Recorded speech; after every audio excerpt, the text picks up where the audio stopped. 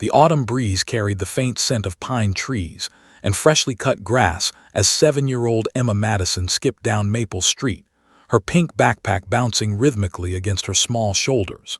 The late afternoon sun cast long, golden shadows across the quiet suburban sidewalk, painting everything in warm, honeyed tones.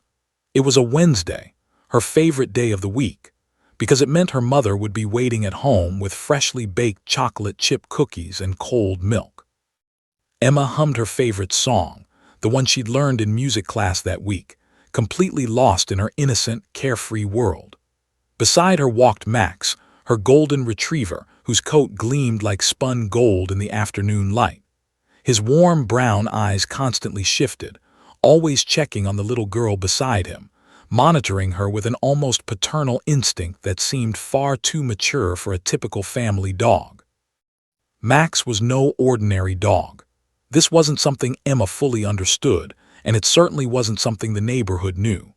6 months ago, when he'd arrived at the Madison household, Emma's parents had simply introduced him as a retired family dog they'd adopted. They offered no further explanation, and the neighbors, busy with their own lives, never asked pressing questions. What they didn't know, what only a select few in the community were aware of, was that Max carried within him the distinguished legacy of a decorated K-9 officer. For 7 years, he had served with the city police department's K-9 unit, during which time he'd participated in hundreds of arrests, tracked dangerous criminals through forests and urban landscapes, and saved countless lives through his extraordinary training and unwavering dedication. Max's story before coming to the Madison household was one of triumph and tragedy. His handler and partner was Officer James Mitchell, a dedicated police officer who had worked alongside Max for 5 years. They were inseparable, the kind of team that other officers admired and criminals feared. Together, they'd apprehended dangerous suspects, located missing persons, and prevented crimes that might have otherwise gone unsolved. Their bond transcended the typical handler-dog relationship. It was a genuine partnership built on trust, respect, and unconditional loyalty. Officer Mitchell treated Max not merely as a working animal, but as a family member, a brother-in-arms who trusted him completely. Everything changed on a cold February morning when Officer Mitchell and Max responded to a high-risk situation involving an armed suspect barricaded in a residential building. During the tactical operation, as Max moved to apprehend the suspect, a gunshot rang out. The bullet that was meant for Officer Mitchell instead struck Max in the shoulder. In that moment of chaos, Max's protective instincts surged forward. Despite his injury, he continued his pursuit, ultimately apprehending the suspect and preventing further violence. But the damage was done. Officer Mitchell, devastated by Max's injury and racked with guilt, made a difficult decision.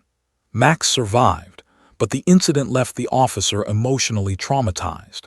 Mitchell began struggling with PTSD and anxiety, unable to reconcile his guilt over Max being shot because of him. His superiors recommended early retirement, and after much deliberation, Officer Mitchell decided it was time to step away. He couldn't continue working with Max knowing that their partnership had resulted in the dog's injury. It broke his heart to think about Max returning to active duty. That's when the Madison family entered the picture. Officer Mitchell's sister Ann had been close friends with Sarah Madison for years. When Mitchell heard that Ann and her family were looking for a dog, he approached the topic carefully. Initially, Sarah and her husband David were hesitant. They had a 7-year-old daughter and a busy household. Could they really handle a dog, let alone one with such an extraordinary background? But Officer Mitchell assured them that Max deserved peace, deserved to be loved simply as a family pet, without the weight of duty and danger. He promised that Max's training would make him an excellent protector for Emma, though he deliberately most of the dramatic details of Max's operational history. The transition had been smooth. When Max arrived at the Madison household, he seemed to understand instinctively that his life had changed. For 6 months, he'd been nothing but a gentle, loving family companion. He played fetch in the backyard with Emma, slept at the foot of her bed, and accompanied her on her daily walks to and from school. The neighborhood had embraced Max as simply another friendly golden retriever, the kind of dog that made children smile and elderly people feel safe in their homes. Emma loved him with a purity and innocence that only a child could muster. She didn't know about his past, didn't understand that the dog beside her was a war hero in canine form. As they walked down Maple Street that Wednesday afternoon, Emma was completely unaware of the extraordinary nature of her companion. To her, Max was simply the best friend in the world, the dog who never judged her, who comforted her when she was sad, who seemed to understand every word she said even when she was just talking about nothing in particular. She loved the way his tongue hung out slightly when he was happy, the way his tail wagged so hard his entire back half wiggled, the way he positioned himself between her and any potential threat, even though Emma didn't recognize it as protective behavior. She just thought he was being silly. Max, for his part, carried the weight of his training invisibly. Every sensation, every sound, every movement was catalogued and analyzed by his highly trained mind. His eyes scanned the neighborhood constantly, not in an anxious way, but in the careful, methodical manner of someone whose life had been dedicated to awareness and protection. His ears swiveled independently, picking up sounds that ordinary dogs might miss. Yet despite all this, he maintained a calm, peaceful demeanor. He had learned to exist in two states simultaneously: the gentle, loving family dog for Emma and their household, and the vigilant protector whose instincts could activate in an instant if ever needed.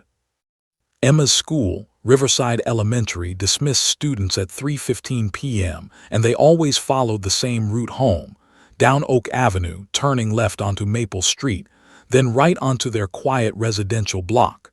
This routine had never varied in 6 months. Emma knew every crack in the sidewalk, every tree, every house along their path. She felt safe in this familiarity, safe in the knowledge that Max was beside her in that home, with its promise of warm cookies and her mother's loving smile, was waiting. The sky was beginning to shift toward evening, that magical time when day transforms into night, when golden hour light turns everything into a painting.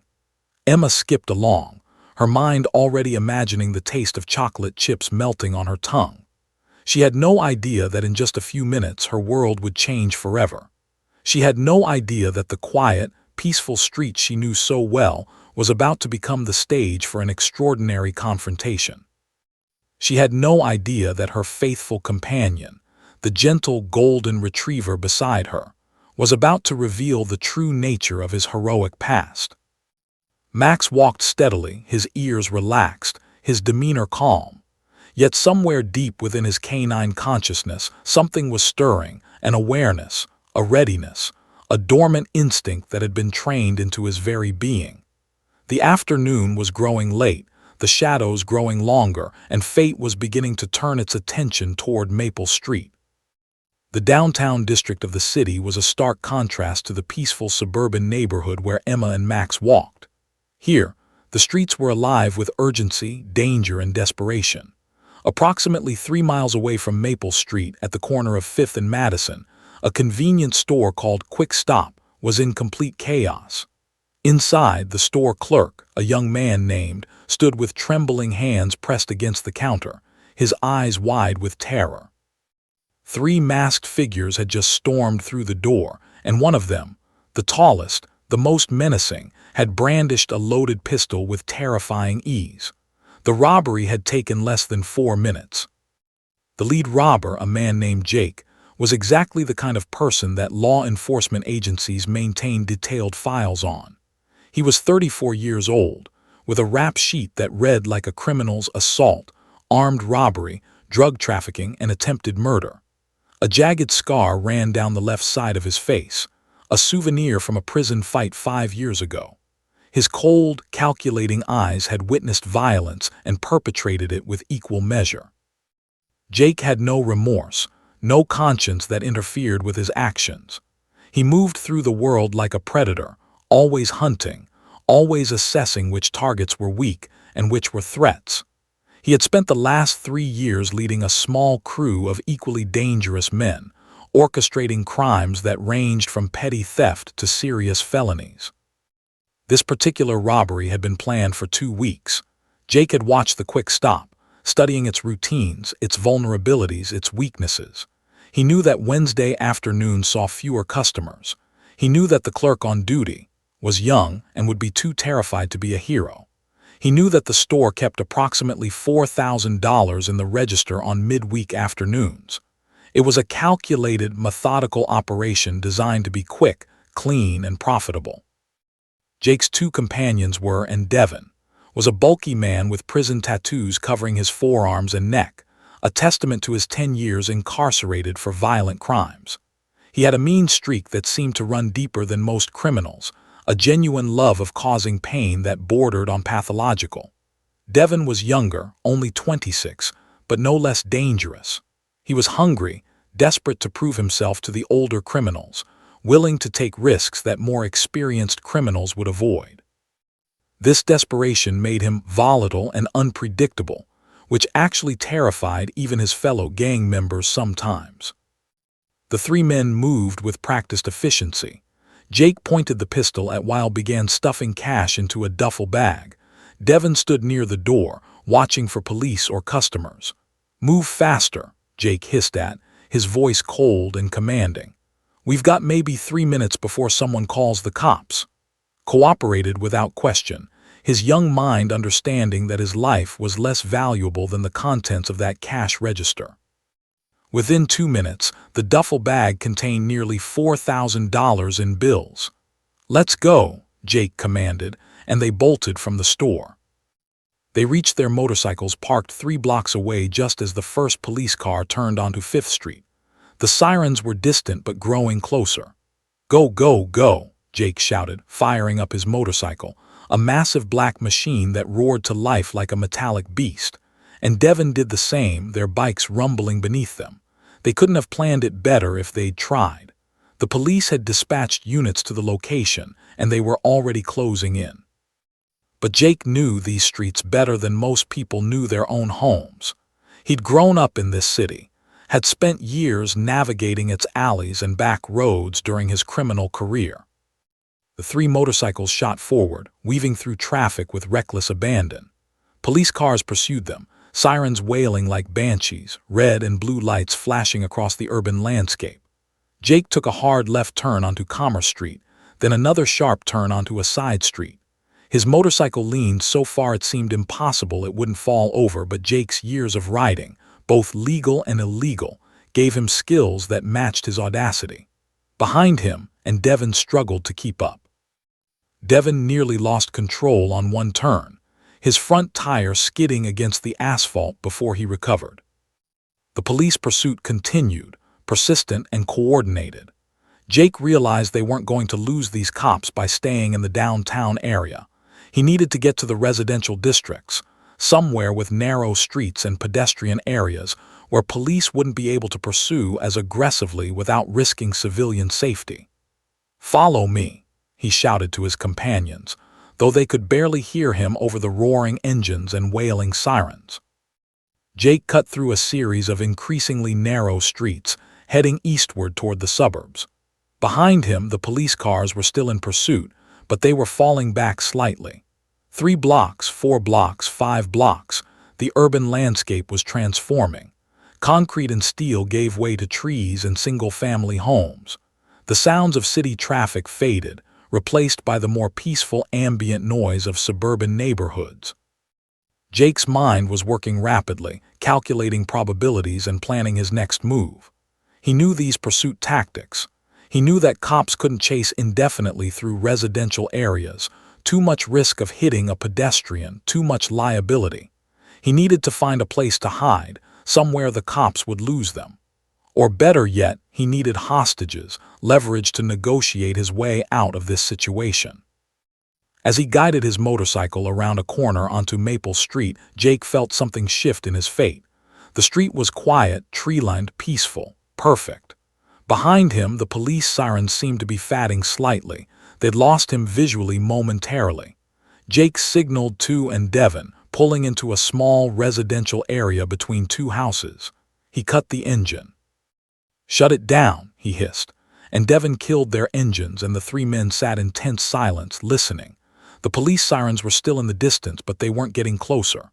"They lost us," Devon whispered, his voice shaking with adrenaline. Jake nodded slowly, his calculating mind already moving forward. "We lay low here for a while, then we make our way out of the city. Head north, maybe toward the state border. These cops can't track 3 bikes in different directions forever." But as Jake spoke, none of the 3 men heard the soft sounds coming from Maple Street. None of them noticed the small figure skipping along the sidewalk, the pink backpack, the golden dog walking beside a child. Fate was preparing its stage, and the actors were taking their positions without even realizing it. Pulled out a cigarette, his hands still shaking from the adrenaline of the chase. Devon kept checking the street, paranoid that police would suddenly appear. Jake stood still, his face emotionless, his cold eyes calculating. He was already thinking 3 moves ahead, where they'd go, how they'd divide the money, which safe houses they could use. He'd done this before multiple times. He was confident in his ability to escape, to evade, to survive. What Jake didn't know, what none of them knew, was that in just moments, they would encounter something far more dangerous than any police pursuit. They would meet a force that couldn't be reasoned with, threatened, or intimidated. They would meet a creature whose instincts had been honed through years of specialized training, whose loyalty transcended fear, and whose protective nature was about to be triggered in the most dramatic way possible. The afternoon was growing late. The shadows were lengthening. And on Maple Street, a little girl and her dog were walking directly toward their hiding place, completely unaware that danger was waiting just around the corner. Emma Madison's mind was completely occupied with thoughts of chocolate chip cookies as she turned the corner onto Maple Street. She was mentally counting how many cookies her mother might have baked, surely at least a dozen, maybe more. Her mother always made extra because Emma's father loved them too. She imagined biting into a warm cookie, feeling the chocolate chips melt on her tongue, washing it down with a cold glass of milk. The image was so vivid, so perfect, that she almost didn't notice when Max's entire body went rigid beside her. The dog stopped walking. His ears perked up, standing alert on the top of his head. His body tensed in a way that Emma had never felt before. It was subtle, almost imperceptible to a 7-year-old's awareness, but it was there. A shift in his energy, a change in his demeanor. Max's eyes narrowed and he stared intently down the street ahead of them. Emma, confused by the sudden change, tugged gently on Max's leash. "Come on, Max," she said cheerfully. "Let's go home. Mommy made cookies." But Max didn't move. He remained still, his nose twitching slightly, processing information from his extraordinary senses that Emma's human capabilities couldn't even comprehend. The late afternoon sun was beginning its descent toward the horizon, and the quality of light had shifted. What had been bright and cheerful was now becoming softer, more amber, casting longer and darker shadows across the suburban street. The neighborhood had that peculiar quiet that often precedes something significant, the moment before a storm, the silence before a crash, the peace before chaos. Emma felt a small shiver run down her spine, though she couldn't explain why. It wasn't cold. It was something else, something her young intuition was picking up on without fully understanding it. That's when she heard it, the sound of motorcycle engines. Not the normal distant hum of traffic from the main road a few blocks away, but close, very close, and they were getting closer. Emma's heart began to beat a little faster. She didn't know why motorcycles suddenly seemed ominous, but something in her young mind registered danger. Max's muscles became even more tense, his entire body coiled like a spring. His head turned slightly, tracking the sound with predatory precision. This was Max in a different state, not the gentle family dog, but something that still maintained calm professionalism, the trained awareness he'd carried from his years of service. Around the corner came 3 massive motorcycles, moving slowly, deliberately. The riders were enormous men, dwarfing their machines through sheer presence alone. The lead motorcycle was piloted by Jake, his face set in grim determination. Behind him came on an equally massive bike, his muscular frame casting a menacing silhouette. Devon followed on the third motorcycle, younger than the others but no less threatening in appearance. The three men looked like something out of Emma's nightmares, the kind of figures that children are warned about by anxious parents. They wore leather jackets covered in studs and patches, chains hung from their belts. Their arms were covered in tattoos, skulls, snakes, dark symbols that Emma didn't understand but instinctively recognized as markers of danger. Their faces were hard, weathered, cruel. These weren't men who smiled often, and when they did, it wasn't the kind of smile that brought joy. Emma's breath caught in her throat. Her small hand instinctively reached down and gripped Max's collar tightly, seeking comfort and reassurance. Max responded to her touch by pressing his body slightly against her leg, a gesture of protection and presence. His eyes never left the three bikers as they began to slow their motorcycles. Jake's cold eyes scanned the street and landed immediately on Emma, the 7-year-old girl with her pink backpack, her neat school uniform, her innocent face. She represented potential leverage, potential hostage material. Jake's mind calculated the possibilities in seconds. A child would be far easier to control than an adult. Children didn't fight back. They froze in fear. A child could be the difference between escape and capture. Jake raised his hand, signaling and Devon to halt. The three motorcycles came to a stop in the middle of the street, forming a loose barrier that completely blocked Emma's path forward. The engines idled menacingly, rumbling like metallic beasts that had been temporarily but not tamed. Black exhaust smoke curled into the air, creating a haze that seemed to symbolize the darkness these men carried with them. "Well, well, well," Jake's voice emerged like gravel being dragged across concrete. "What do we have here?" He cut the engine on his motorcycle and swung his leg over, placing his boots firmly on the ground. He was even larger standing up than sitting down, easily 6'3", with shoulders broad enough to block out the setting sun. A cruel smile spread across his face, revealing teeth stained from years of smoking. "Looks like we found ourselves a little treasure." Emma's legs felt weak. She wanted to run, wanted to turn around and sprint back the way they'd come, but her body wouldn't obey her commands. Fear had frozen her in place, a common reaction in children who suddenly find themselves in threatening situations. Max, however, was the opposite of frozen. Every muscle in his body was coiled and ready, his eyes tracking each biker's movements with intense focus. And Devon dismounted their motorcycles simultaneously, forming a triangle around Emma and Max. They effectively cut off any escape route. Devon, the youngest, was grinning, the grin of someone about to enjoy causing fear and pain. "The kid's got a dog," he observed, pointing at Max. "Looks like a friendly golden retriever, probably doesn't bite." He laughed, a harsh, ugly sound that echoed down the quiet suburban street. Jake stepped closer, his shadow falling across Emma's small form. "Listen up, kid," he said, his voice taking on a menacing tone. "You're going to do exactly what I tell you to do. You're going to give me your backpack and you're going to give me your cell phone if you have one. You do that and nothing bad happens. You understand me?" He bent down slightly, bringing his face closer to Emma's, close enough that she could smell cigarettes and something else, something that smelled like violence and danger. Emma's eyes filled with tears. Her grip on Max's collar tightened until her knuckles turned white. Her voice came out as barely a whisper. I don't want any trouble," she stammered, her 7-year-old mind struggling to process what was happening. Just 5 minutes ago, she'd been thinking about cookies. Now she was facing 3 armed criminals who clearly had no regard for human life. But something else was happening, something extraordinary. Emma couldn't see it because her eyes were fixed on Jake's face, but she could feel it. She could feel Max's transformation. The gentle, loving family dog was disappearing. In his place, something ancient and primal was awakening. Something that had been trained, refined, and weaponized through years of intensive military and police instruction. Something that recognized a threat to the human it loved and was preparing to respond with lethal precision. Max's entire body began to change. His calm demeanor shattered like glass. His ears flattened against his skull, lying back in a gesture that signaled extreme aggression. His lips began to curl back slowly, revealing powerful white teeth, teeth that looked suddenly like fangs.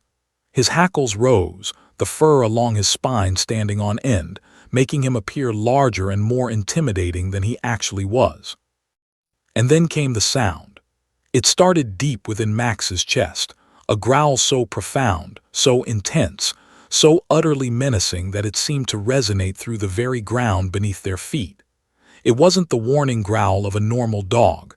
It was the sound of a predator, a warrior, a trained combat animal recognizing an immediate threat. Jake actually took a step back, his confident demeanor faltering for just a moment. "It's just a dog," he muttered, but there was uncertainty in his voice now. His hand instinctively moved toward his pocket, where the gun from the robbery was tucked away. Max's eyes locked onto Jake's with an intensity that seemed to bore into the criminal's soul. The dog's entire body screamed danger. Every muscle was tensed, ready to explode into action at any moment. This wasn't a pet anymore. This was something else entirely. The growl that emanated from Max continued to reverberate through the quiet suburban street, a sound so primal and so utterly terrifying that it seemed to shake the very air around them. The three bikers, men who had faced down police officers, armed criminals, and rival gang members without flinching, found themselves confronted by something their street experience had never prepared them for. This was no ordinary pet.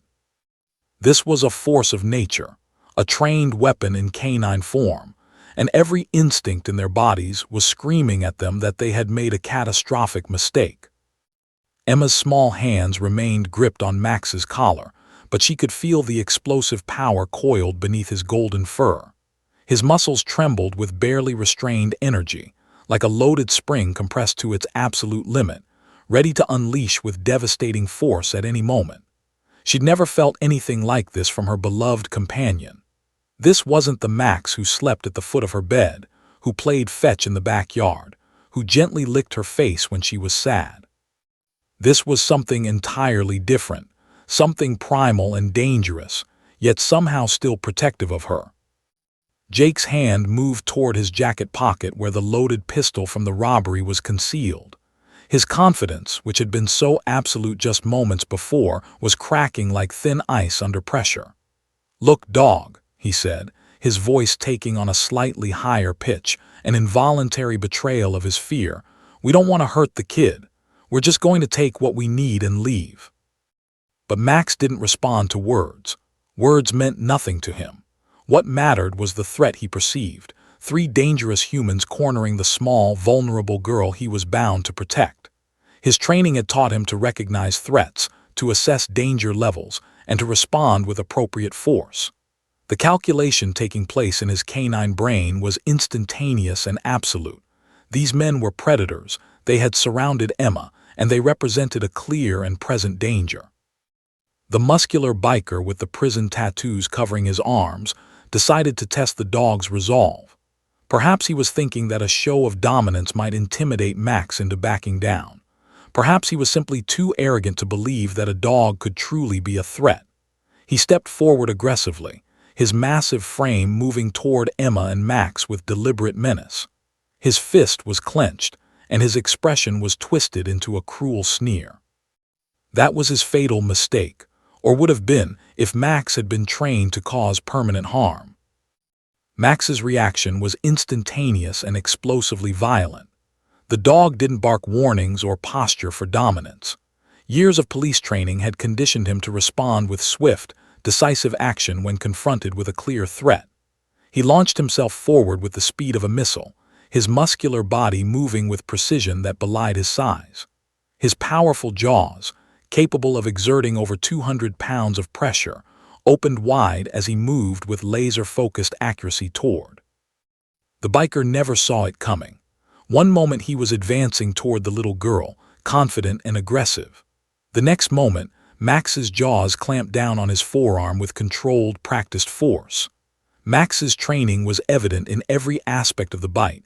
It was hard enough to cause real, serious pain, hard enough to draw blood and prevent escape, but not so hard as to cause permanent, crippling injury. It was the bite of a professional, calibrated and controlled, despite the raw power behind it. Screamed. The sound was almost primal, a cry of pain and shock that echoed down the quiet street. "Get him off! Get him off!" he shrieked, his voice cracking with panic and agony. He tried to shake his arm, tried to pull away, but Max held firm, his grip absolute and unrelenting.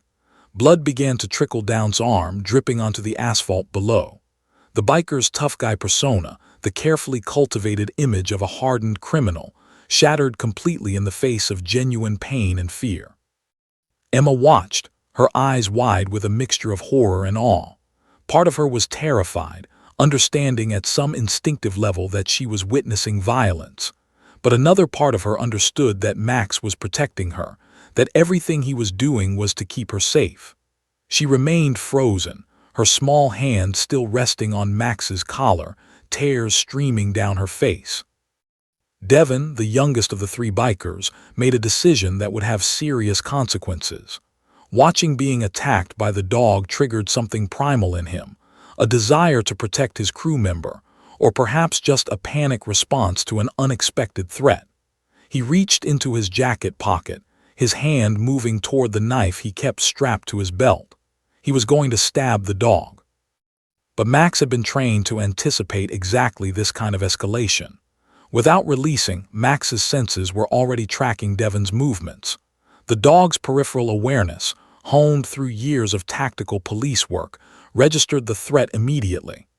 Max released, who stumbled backward, clutching his bleeding arm and wailing in pain, and spun with incredible agility to face Devin. Devin pulled the knife free, its blade glinting in the fatting afternoon sunlight. "Stay back," he shouted at Max, his voice shaking. But the dog didn't stay back. Max moved forward with the same explosive speed, but this time with even greater intensity.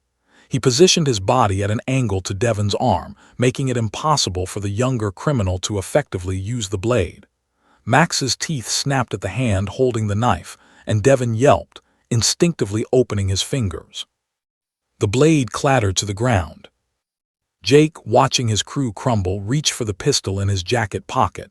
His hand wrapped around the cold steel and he began to draw it. He was going to shoot the dog, consequences be damned. But Max had already assessed the primary threat correctly. The leader, the one with the face, the one who had initiated the confrontation, was the most dangerous. Max's training had taught him to neutralize the alpha threat first. Before Jake's hand could fully emerge from his pocket with the pistol, Max turned his full attention to the lead biker. With a speed that seemed almost impossible for an animal of his size, Max closed the distance. He didn't aim for Jake's throat or face.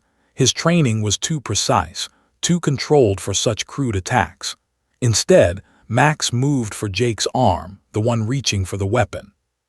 His jaws clamped down with professional precision, exactly as they had but this time with the added intensity reserved for the primary threat. Jake screamed, his hand going numb. The pistol fell from his grip and clattered onto the pavement. The gun skittered across the sidewalk, coming to rest beneath a parked car several feet away, completely inaccessible now. Jake tried to pull his arm away, but Max held firm, his powerful body braced for maximum grip strength. The entire confrontation, from the moment Max had launched his first attack until the gun hit the ground, had taken less than 30 seconds. But in those 30 seconds, the three hardened criminals had been completely overwhelmed. The three men who had robbed a convenience store with casual brutality, who had evaded police through dangerous urban streets, who had carried weapons and demonstrated no regard for human life, were now broken and terrified. Was on his knees, clutching his bleeding arm and sobbing. Devin was backing away slowly, his hands raised in surrender, his eyes wide with shock and fear. Jake was still being held by Max, his arm locked in the dog's powerful jaws, his screams echoing down the street. "Get him off, please, get him off." All three men were crying out now, their voices overlapping in a chorus of panic and pain. Max released Jake's arm and stepped back slightly, but his body remained coiled, ready to attack again if any of them made a threatening move. His eyes swept across all three men, assessing, analyzing, ready to respond to any further threat.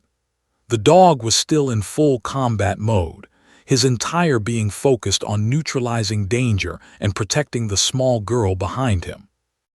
Emma stood frozen, tears streaming down her face, her small hand trembling. She had just witnessed her gentle family dog transform into something extraordinary, a trained warrior, a professional protector, a force that had single-handedly incapacitated three grown men without suffering a scratch herself. Somewhere in the distance, Emma could hear sirens beginning to wail. Someone, probably a neighbor who had heard the screaming, had already called 911. The police were coming. Justice was approaching. But in this moment, as the autumn sun continued its descent toward the horizon and the shadows grew longer, Emma understood something fundamental about the golden retriever beside her. Max wasn't just a dog. He was her protector, her guardian angel in canine form, and he had just proven that he would face any danger to keep her safe. For a moment, there was an eerie silence on Maple Street. The only sounds were the heavy breathing of the three terrified bikers, the distant wail of police sirens growing progressively closer, and Emma's soft, frightened sobs. Max stood absolutely still, his body language communicating a clear message to the three men. Any attempt to escape, any aggressive movement, would result in immediate and severe consequences. His eyes tracked each man independently, assessing, monitoring, ready to respond in milliseconds if needed. Jake and Devin exchanged desperate glances. Despite their years of street experience, their criminal records, their reputation for violence, they had come to the same terrifying realization: they couldn't win against this dog.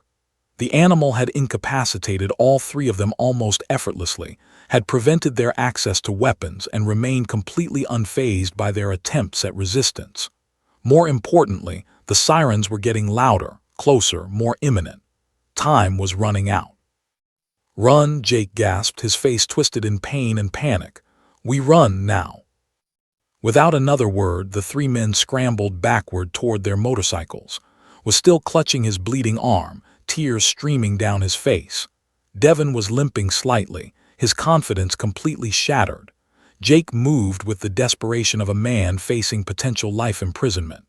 They had just committed armed robbery, and now they'd assaulted a child, or attempted to. The legal consequences were stacking up with every passing second. Max watched them move, his body tensing to pursue. His training had taught him pursuit tactics, taught him to chase down fleeing suspects and apprehend them. But his priority, above all else, was Emma. The girl represented his primary responsibility. Leaving her unprotected to chase the bikers violated his core training directive: protect the human at all costs. It was a strategic decision that only a highly trained K-9 officer could make, weighing the relative importance of immediate pursuit against the safety of his human. Max took a few aggressive steps forward, barking with a ferocity that seemed to shake the very foundations of the suburban street. The barks were fierce, commanding, an unmistakable warning that communicated danger and authority. The psychological impact was devastating. The three bikers, already panicked and in pain, were driven into a frenzy of desperation.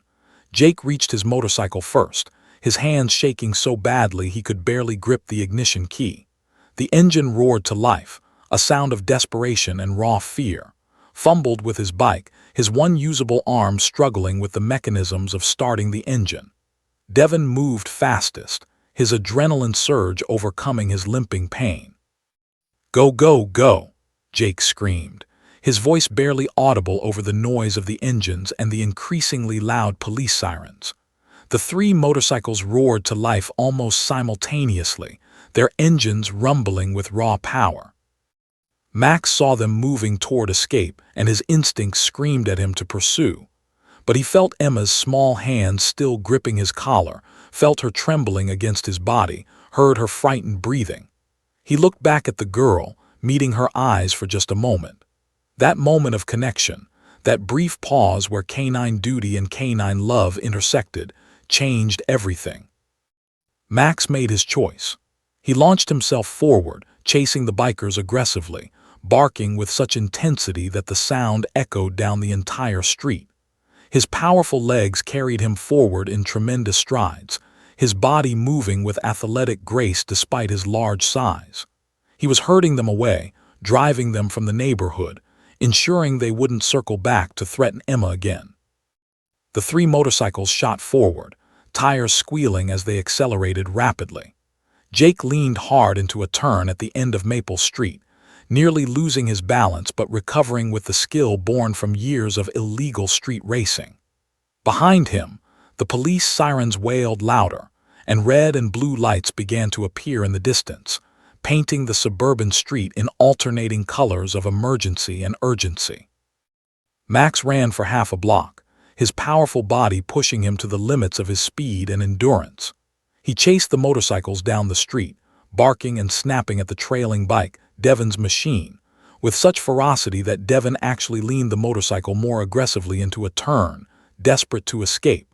Max's training as a pursuit canine was on full display now. He had tracked suspects through forests, chased criminals through urban landscapes, and apprehended dangerous fugitives. But this time, his purpose was different. He wasn't trying to apprehend them, he was trying to drive them away from Emma. The motorcycles disappeared around another corner, their engines fatting as they moved deeper into the suburban neighborhood, desperately trying to lose themselves among the residential streets. Max slowed his pace, his breathing heavy and labored from the intense physical exertion. His muscles, still trembling with adrenaline and the aftereffects of combat, gradually began to relax. He turned back toward Emma, his instincts drawing him back to his human, back to his primary responsibility. He needed to see her, needed to confirm she was safe, needed to return to his role as protector and guardian.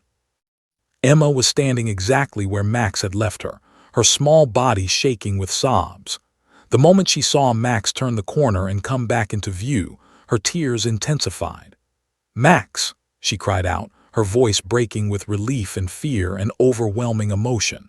She didn't fully understand what had just happened, but she understood that her beloved dog had saved her life.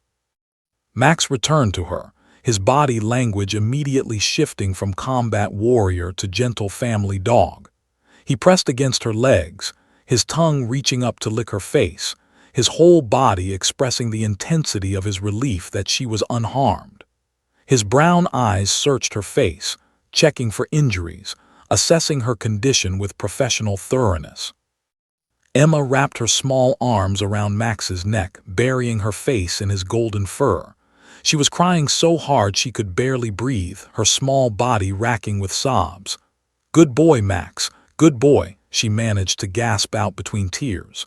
"Good boy, you saved me, you saved me." The police sirens were much closer now.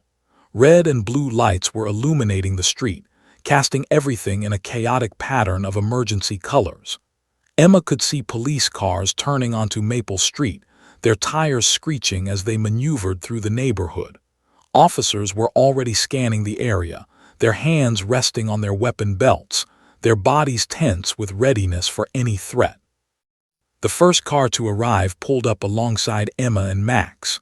The officer behind the wheel, a woman in her mid-40s with alert, professional eyes, took in the scene immediately. She saw the small girl, the golden retriever, the abandoned motorcycle helmet scattered on the sidewalk, the traces of blood on the asphalt. The officer opened her car door and stepped out cautiously, her hand resting near her pistol but not drawing it. "Are you okay, sweetie?" she called out to Emma, her voice trained to be calming and authoritative simultaneously. "Did anyone hurt you?" Emma shook her head vigorously, unable to speak through her tears. She just held Max, not willing to let go of him even for a moment. The officer's eyes moved to Max, studying the dog with professional interest. There was something unusual about this dog, something that suggested training beyond the typical family pet. More police cars arrived and officers began establishing a perimeter, searching the neighborhood for the fleeing motorcycles. One of the officers approached Emma and Max cautiously. "That's a good dog," he said gently, extending his hand for Max to sniff. Max sniffed briefly, then returned his full attention to Emma, his protective instincts still in overdrive. "What happened here?" the female officer asked, kneeling down to Emma's eye level. "Can you tell me what happened?" Emma, through tears and broken phrases, recounted what she could remember: the three scary men, the motorcycles, Max's transformation, the attack, the escape. As she spoke, the officers exchanged glances. They knew about the robbery downtown. They knew about the armed suspects fleeing on motorcycles. They were beginning to piece together what had occurred. A neighbor, Mrs. from across the street, came running out of her house, her elderly face etched with concern. She had witnessed some of the confrontation from her front porch and had called 911 immediately. She rushed to Emma, wrapping a blanket around the frightened girl's shoulders. "That dog saved her life," Mrs. told the officers, her voice firm and certain. "Those men were attacking the child and the dog. He just went crazy. He fought them off, all three of them. I've never seen anything like it." One of the officers, a man named, who recognized Max's distinctive coloring and build, suddenly froze. His eyes widened as he looked at the dog more carefully. He approached slowly, as if approaching something sacred. Is this K9 Max?" he asked, his voice filled with wonder and emotion. "From the police department's K9 unit, the Max that Officer James Mitchell had." Emma's parents didn't understand how the officer knew about Max's past, but they would soon find out. The story of what had happened on Maple Street, the retired police dog who had saved a child from three dangerous criminals, was about to explode across local news. Officer's voice trembled slightly as he spoke, his eyes never leaving Max's face. Years of experience on the police force had given an encyclopedic knowledge of the K9 unit's history, and he recognized Max immediately. The distinctive golden coat, the particular marking on his left ear, the unmistakable bearing of a trained combat animal. He had worked alongside this dog on several occasions during high-risk operations. He had witnessed Max's incredible abilities firsthand. But he also knew that Max had been retired nearly a year ago, had disappeared from the police department's roster, and had been presumed to be living a quiet life somewhere out of the public eye. "Sir, can you confirm whether this is a former K9 officer?" another responding officer asked, pulling out a radio to contact the police station. "We need to get this information to dispatch immediately." Nodded slowly, not taking his eyes off Max. "That's definitely K9 Max," he said with absolute certainty. "I'd recognize him anywhere. He was one of the best we ever had. 7 years of service, hundreds of successful apprehensions, multiple commendations. His handler was Officer James Mitchell." Jaw clenched slightly at the memory. He knew about Mitchell's injury, about the guilt that had driven the officer into early retirement. Emma's mother, Sarah Madison, who had come running down the street when she heard the sirens and discovered her daughter surrounded by police officers, stood in shocked silence. Her hands covered her mouth, her eyes wide with a mixture of horror at what could have happened and profound relief that Emma was safe. Her husband, David, appeared moments later, having heard about the police activity from a neighbor. He wrapped his arms around Emma, his own eyes filling with tears as he held his daughter close. "Your dog is a hero," one of the officers told David, gesturing toward Max. "A genuine, legitimate hero. If it wasn't for him, this situation could have ended very differently." David and Sarah Madison exchanged looks. They had suspected something unique about Max, had noticed his unusual alertness, his professional demeanor. But Officer Mitchell had been vague about the details, simply asking them to give the dog a safe, loving home. They had never suspected that Max's background was this extraordinary, this dramatic, this filled with active duty and combat experience. Within 20 minutes, the police department's entire operation had shifted into high gear. Dispatch had confirmed Max's identity and history, and suddenly, the incident on Maple Street became a priority case with additional resources assigned. Officers were being briefed on the likely whereabouts of the three fleeing suspects. The police captain, a stern woman named Captain Maria Santos who had overseen the K-9 unit for 5 years, was en route to the scene personally. The initial police sweep of the neighborhood had turned up the abandoned pistol from the robbery, the gun that Jake had dropped when Max clamped down on his arm. This connected the assault on Emma directly to the convenience store robbery that had occurred downtown. The three bikers weren't random criminals. They were armed robbers fleeing from a serious felony. Officers began canvassing the neighborhood, asking residents if they had seen 3 men on motorcycles, if they had heard the confrontation. Several neighbors came forward, confirming that they had heard the bikers flee down various streets. Some residents had caught glimpses of the motorcycles speeding away, and a few had even noted the direction they'd traveled. Meanwhile, back at the Madison house, Detective James Harrison arrived to take Emma's detailed statement. She sat on the living room couch with Max pressed against her side, the dog's presence seeming to give her strength and courage to recount the terrifying events. Her parents sat nearby, their faces reflecting the shock of nearly losing their daughter to violence and criminal intent. "He just changed," Emma told the detective, her 7-year-old voice filled with wonder despite the trauma she'd experienced. "Max was normal, and then he was like a superhero. He was so scary and so brave, and he protected me. He didn't let them hurt me."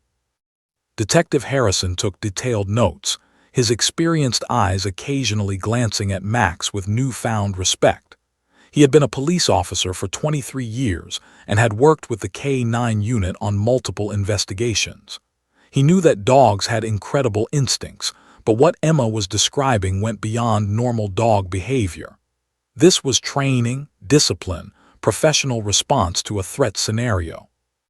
"Your dog is extraordinary," Harrison told David and Sarah. "This kind of response, this level of controlled aggression combined with protection instincts, this is what 7 years of intensive police training looks like. Max didn't just randomly attack those men. He made calculated decisions about how much force to use, which threat to prioritize, when to pursue, and when to return to protect Emma. This is professional-level work." Captain Santos arrived at the scene approximately 45 minutes after the initial police response. She was a woman in her mid-50s, with a military bearing that suggested she'd served before joining law enforcement. Her expression was stern, but her eyes held deep respect for the work that had been accomplished on Maple Street. She went directly to Max, kneeling down and running her hand along his head and neck, a gesture of profound respect from one warrior to another. "K-9 Max," she said quietly, her voice filled with emotion. "You did it again. Even in retirement, you answered the call." Emma watched this interaction, understanding that this woman recognized something special about her beloved dog, something beyond what a typical person would perceive. The captain spent several minutes with Max, and the dog's body language relaxed in the presence of someone who carried the authority and competence of his former life. Meanwhile, police units throughout the city were acting on the information about the 3 fleeing suspects. Dispatch had issued an alert to all units: 3 armed robbery suspects, fleeing on motorcycles, one of whom was believed to be carrying a pistol. The descriptions matched the bikers who had fled Maple Street. Police helicopters were being prepared to search from above. Highway patrol units were being positioned at major intersections and escape routes. A police officer named Lieutenant, who had worked with Max during several narcotics operations, was coordinating the search effort. K-9 Max neutralized the primary threat and protected the civilian, reported to the command center. "The suspects fled on motorcycles, direction unknown. We have descriptions and license plate information. We're instituting a citywide search protocol." 2 hours after the confrontation on Maple Street, police received a call from a warehouse manager in an industrial district 3 miles away. He reported seeing 3 men who matched the suspects' descriptions attempting to hide their motorcycles behind an abandoned building. The men appeared to be injured, particularly one with a serious arm wound. Police units converged on the location immediately, surrounding the warehouse before the suspects could attempt escape. Jake and Devin were found hiding in the warehouse's back room, the duffel bag containing the stolen money still with them. His arm required emergency medical attention. Max's bite had caused significant damage that needed professional treatment. All 3 men were handcuffed, read their rights, and placed in police custody. During the interrogation, the 3 suspects initially tried to maintain their innocence regarding the assault on Emma, but the evidence was overwhelming. Multiple neighbors had witnessed the confrontation. The weapons and stolen money were recovered. Most damning of all, his injuries were consistent with being bitten by a large dog, injuries that the police department's forensic veterinarian would later examine and confirm matched Max's bite radius exactly. The news of the 3 suspects' apprehension spread quickly through the police department. Officers who had known Max during his active service career celebrated the dog's continued effectiveness, even in retirement. The story began to circulate, the legend of K9 Max, the retired police dog who had saved a child's life and helped bring 3 dangerous criminals to justice. By evening, news vans were beginning to gather outside the Madison household. Word had leaked to the media about the retired K9 officer who had intervened in the incident. Reporters were hungry for details, eager to cover a story that combined elements of heroism, danger, and the extraordinary bond between humans and animals. Captain Santos arranged for a secure police escort for the Madison family, ensuring they were protected from the growing media attention. She personally visited the house one more time before evening fell, bringing with her Officer James Mitchell, Emma's beloved Max's former handler. Mitchell's face was streaked with tears as he knelt beside Max, embracing the dog he had once worked alongside in dangerous, life-threatening situations. "Good boy, Max," he whispered, his voice breaking. "You did it. You protected her just like I knew you would. You found your real purpose." The revelation of Max's background and his heroic actions spread throughout the community that night. By morning, the story would explode across local news outlets, eventually reaching regional and national media.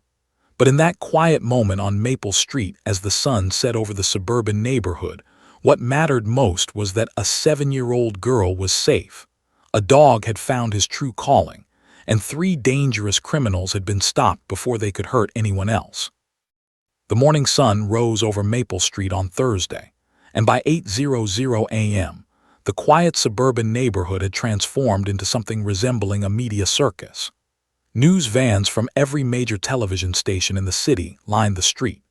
Reporters with perfectly coiffed hair and tailored suits stood outside the Madison household, speaking urgently into cameras, their voices competing with one another to tell the most compelling version of the previous day's incredible events.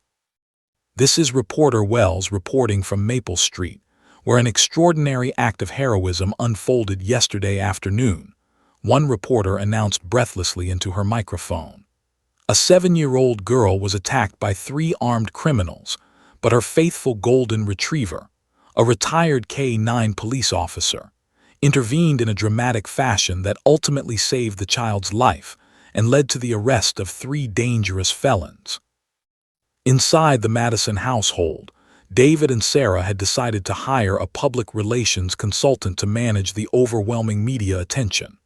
Emma, traumatized by the previous day's events, was being kept away from the windows and the incessant knocking on the door.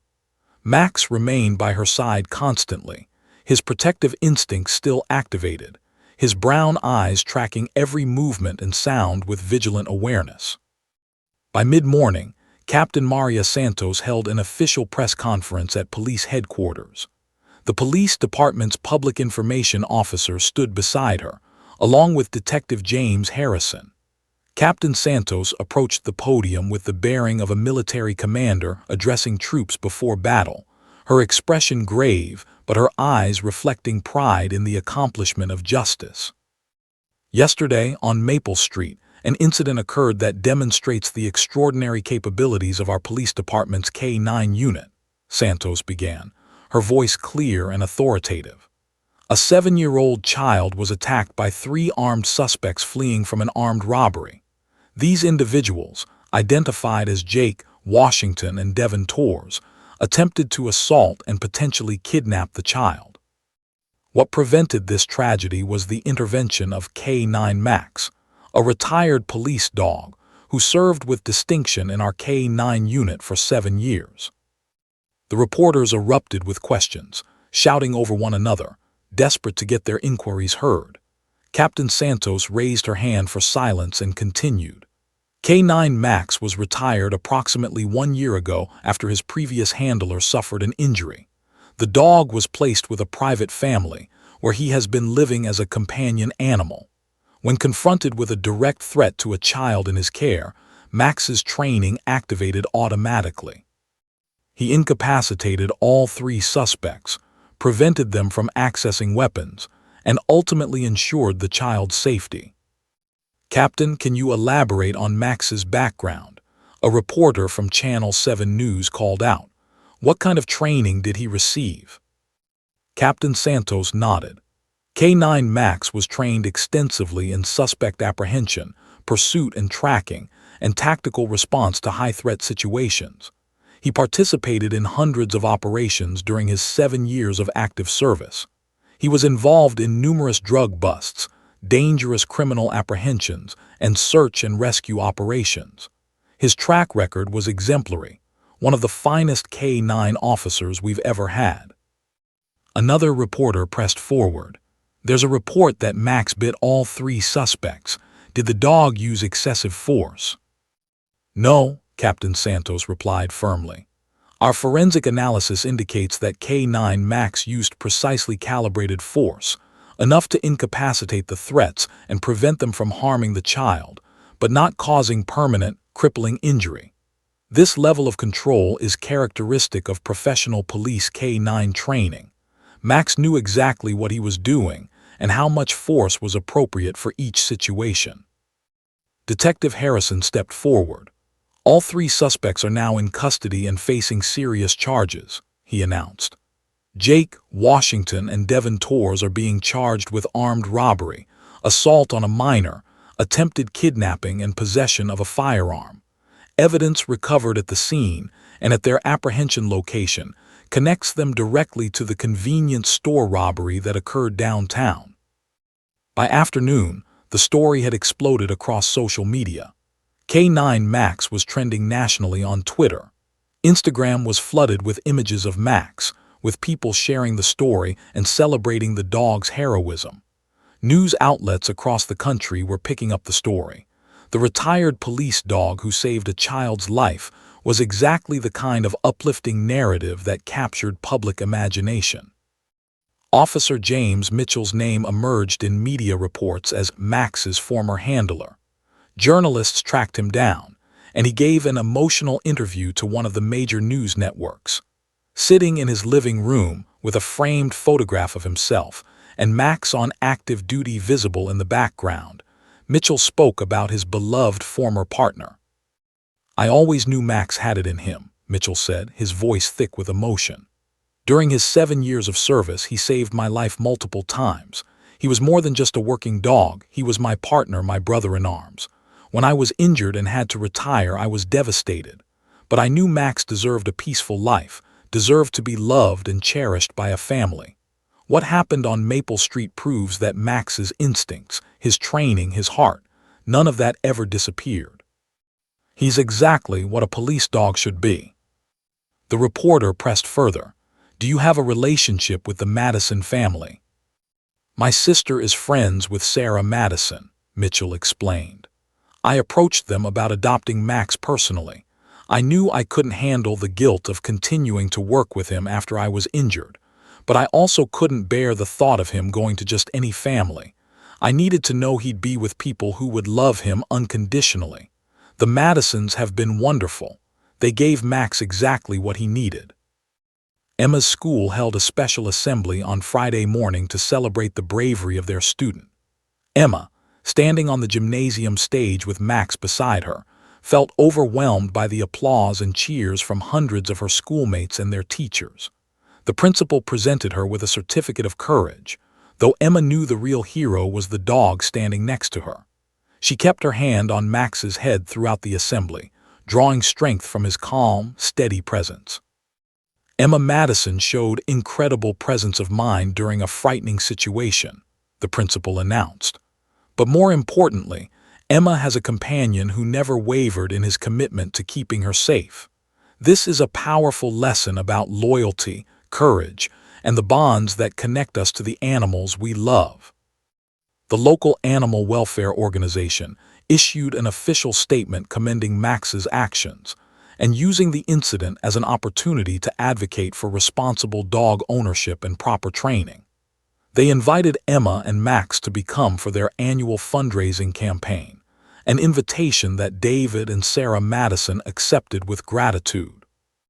By the weekend, merchandise featuring Max's image began appearing online: t-shirts, hoodies, coffee mugs, all bearing slogans like "Protected by K9 Max" and "Maple Street Hero." While the Madison family didn't authorize most of this merchandise, they didn't object either. They understood that the public's enthusiasm for Max's story was genuine and heartfelt. The police department received hundreds of messages from the public, from police departments in other cities, from dog training facilities, and from individuals who had been inspired by Max's actions. Captain Santos reported that the positive response had been overwhelming, with many people expressing gratitude that there were still heroes in the world, even if that hero happened to have 4 paws. The district attorney's office moved quickly on prosecuting the 3 suspects. The evidence was overwhelming, and the suspects' own confessions, extracted during interrogation as they attempted to minimize their culpability, sealed their fates. Jake faced charges that could result in 20 years imprisonment.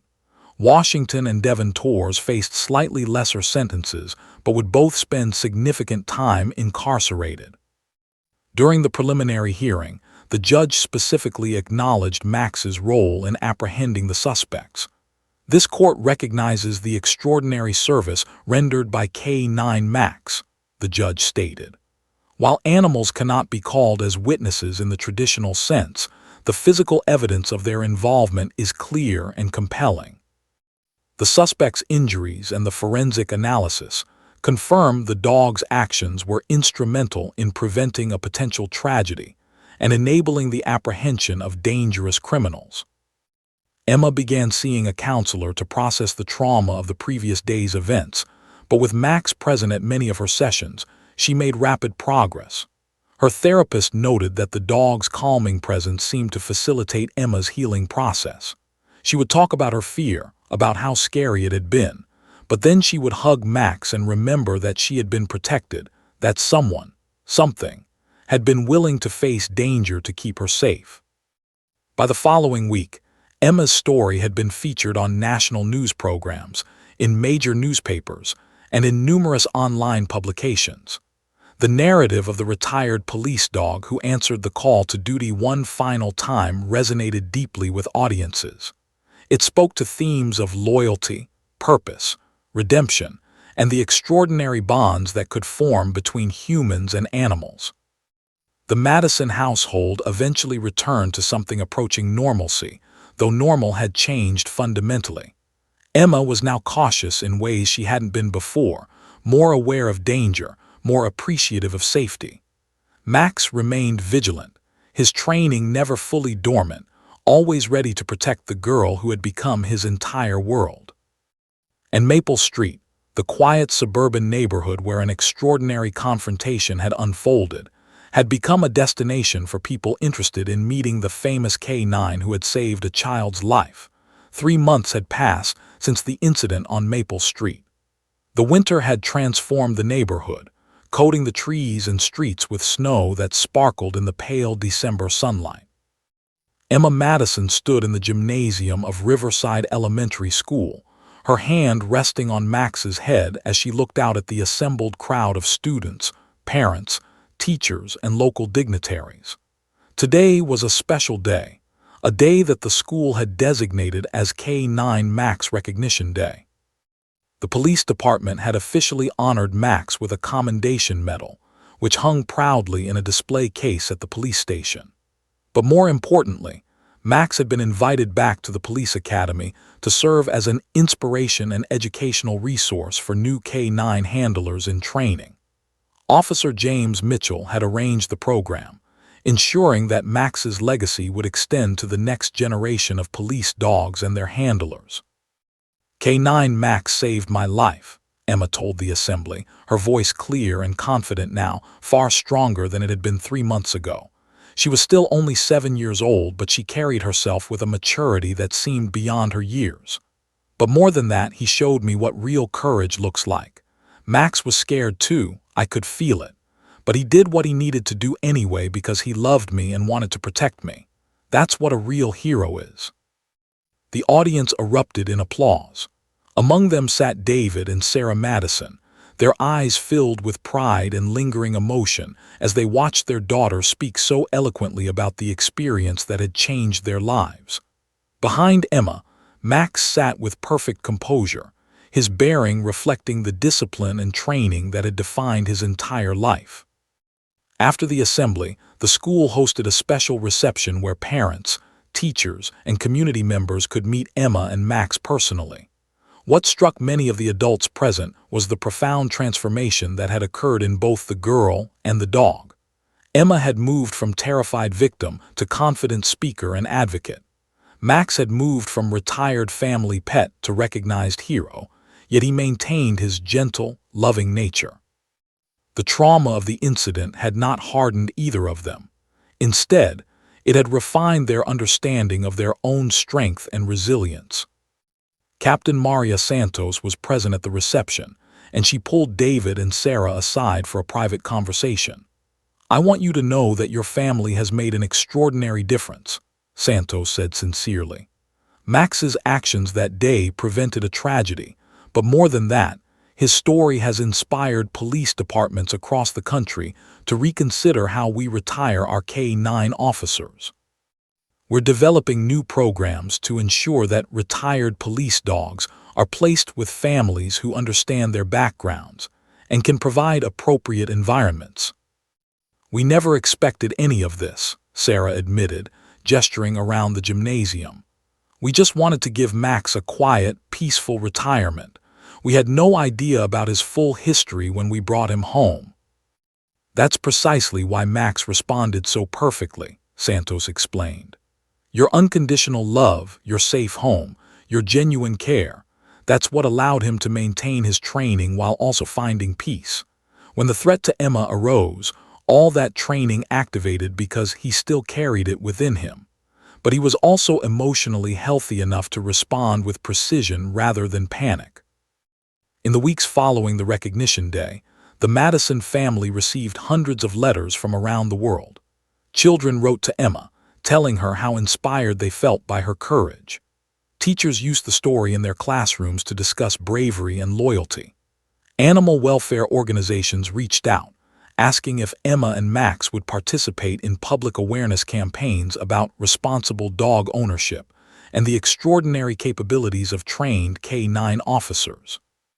The Madison family accepted many of these invitations, always with Max at Emma's side. They visited schools, community centers, and police departments. Emma spoke about her experience, and Max demonstrated basic obedience and some of his trained commands, not aggressive tactics, but demonstrations of the discipline and precision that professional police training imparted. Officer James Mitchell attended many of these events, often speaking alongside Emma and her family. The bond between Mitchell and Max had been rekindled through this process. What had once been a source of guilt and pain, the memory of Max being injured while protecting him, had been transformed into something redemptive. Max hadn't just survived that injury, he had transcended it, finding a new purpose, a new calling, a new way to serve and protect. At one police academy graduation ceremony in February, Captain Santos presented Max with a special Lifetime Achievement Award. The presentation took place in front of the graduating class of new police officers and their families.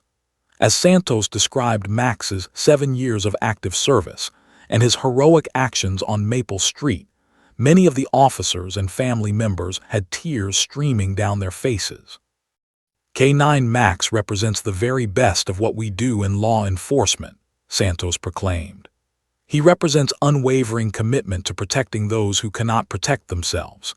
He represents the profound bond that can exist between humans and animals. And most importantly, he represents the truth that heroism knows no boundaries. It exists in all forms, with all species, in all circumstances. When duty calls, when those we love are threatened, K9 Max answered that call with complete and absolute dedication. Emma was invited to place the medal around Max's neck, a gesture that brought the entire assembly to its feet in standing ovation. Emma hugged her dog, and Max, seeming to understand the significance of the moment, pressed his head against her shoulder in a gesture of profound affection. Back home on Maple Street, the neighborhood had changed subtly but significantly. The incident had created a sense of community awareness and togetherness. Neighbors who had previously kept to themselves now greeted one another regularly. The street where Emma walked had become safer, more watched, more cared for. Local businesses sponsored a small memorial garden on the corner of Maple and Oak, dedicating it to community safety and the courage it took to protect one another. Emma's parents enrolled her in a local martial arts class, not to make her a fighter, but to help rebuild her confidence and sense of personal agency. She would never be the same carefree child she had been before the incident, but she was becoming someone stronger, more aware, more resilient. And through it all, Max remained her constant companion, her protector, her best friend. By spring, life had settled into a new normal. Emma still attended Riverside Elementary, still walked home from school, still did her homework and played with her friends. But she did these things with Max always nearby, and both Emma and her parents had a deeper appreciation for safety, for protection, for the extraordinary loyalty that animals could offer. One warm April evening, David Madison sat on the front porch with Max, watching the sunset paint the sky in shades of orange and pink. The dog rested his head on David's lap, his brown eyes peaceful and content.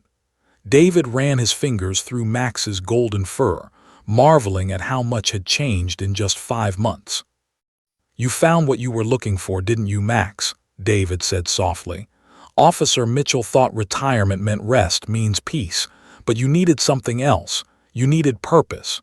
You needed Emma." Max's tail wagged slowly, rhythmically, a gesture of contentment and acceptance. Inside the house, Emma was completing a school assignment about heroes for her 3rd grade class. She had written about Max, of course, describing his actions on Maple Street and explaining why she thought he was the greatest hero in the world. Her teacher had given the assignment an A+ with a note. "Emma, your story powerfully demonstrates that heroes come in many forms. Thank you for sharing Max's remarkable story with us." By summer, the trial of Jake Washington and Devin Torres had concluded. All 3 men were convicted on multiple counts and sentenced to significant prison time. Jake received a 20-year sentence. Washington received 18 years. Devin Torres received 15 years. Justice had been served, and the community was safer because of it. The police department created a permanent exhibit at their headquarters dedicated to K9 Max. Photographs from his active service years hung alongside commendations and awards. There was a section documenting the Maple Street incident, with photographs of Emma and Max together. And there was a video interview with Officer James Mitchell discussing his partnership with Max and the extraordinary circumstances of the dog's retirement and redemptive heroism. Emma and Max became regular visitors to the police station, where officers would stop by just to say hello to the famous K9 who had saved a child's life. Max had become something of a celebrity, recognized on the streets by people who had seen news coverage of his story. But what mattered most to Emma wasn't Max's fame or his medals or the recognition he received. What mattered was that she had her best friend, her protector, her hero, and he was with her every single day. As the first anniversary of the incident approached, Emma reflected on how much had changed. She was no longer haunted by the memory of that terrible afternoon.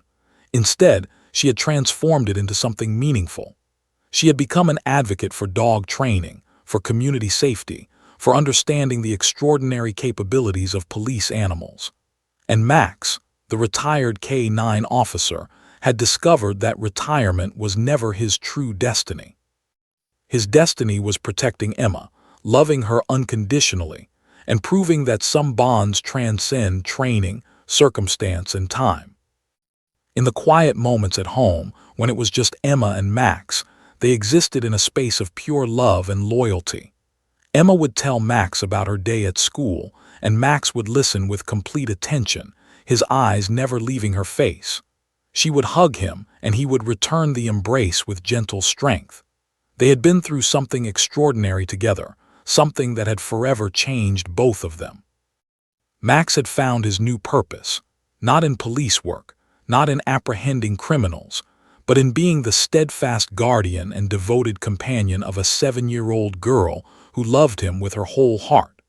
And Emma had discovered that courage comes in many forms, that heroes wear many faces, and that sometimes the greatest protection you can have is the unconditional love of a faithful dog.